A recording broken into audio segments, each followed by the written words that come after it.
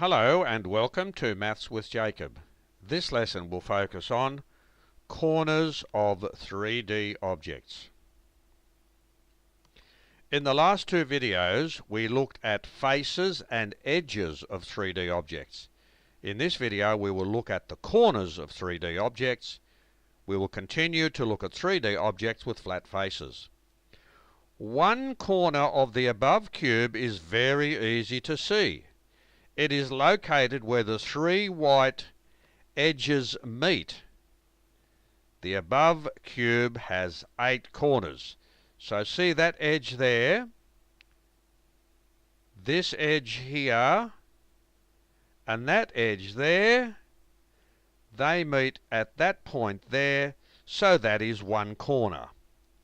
So if we look at the whole cube, look at the top. We have 1, 2, 3, 4 corners at the top.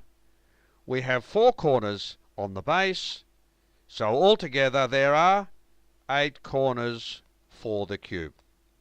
In a similar manner, the corners of the above rectangular prism meet wherever 3 edges meet. The above rectangular prism has 8 corners. 4 up the top and 4 down the bottom. 8 altogether. The above triangular prism has 6 corners, 3 at the top, 3 at the bottom. You can see them there where those little gold things there, those sort of little gold, they almost look like spheres, tiny gold balls. 1, 2, 3, and another 3 down the bottom, 6 altogether. The above hexagonal prism has 12 corners, 6 at the top and 6 at the bottom. The above square pyramid has 5 corners, 4 at the bottom and 1 at the apex. That makes 5 altogether. And the above hexagonal pyramid has 7 corners, 6 at the bottom, 1 at the top.